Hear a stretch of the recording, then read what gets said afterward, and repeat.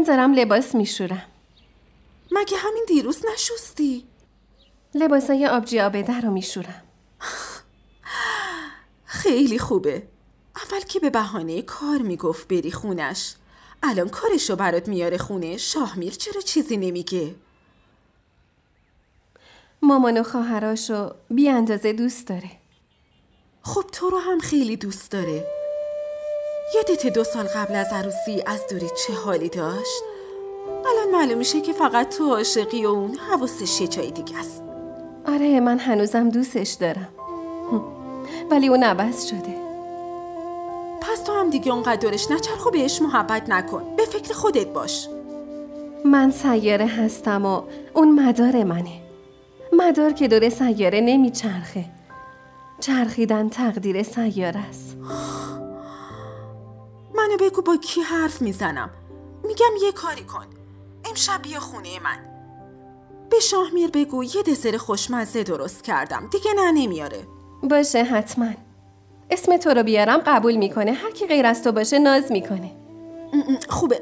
پس میبینمت.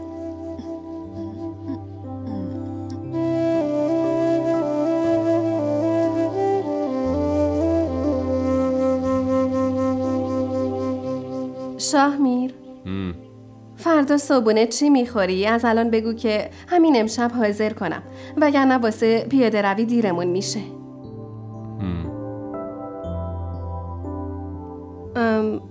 مونا زنگ زده بود، گفت که برامون دسر درست کرده، اما من گفتم دیر شده و نمیتونیم بیاییم.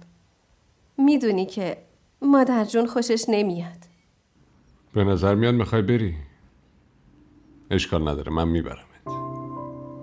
تو هم که همیشه خونه ای، دوستای زیادی هم که نداری. برای من هم دوست هم خانواده شمایی. بابام که نذاش مامانم با فامیلاش ارتباط داشته باشه. فقط یه عمه دارم که در حال حاضر عروسشم. عجبا، یعنی همه امتیازاتو به ایشون دادی؟ منم خیلی تلاش کردم برای این رابطه. منم امتیازی دارم دیگه، مگه نه؟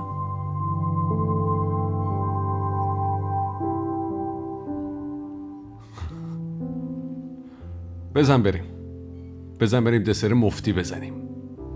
بریم؟ آره بابا، بعداً انجام بده. باشه.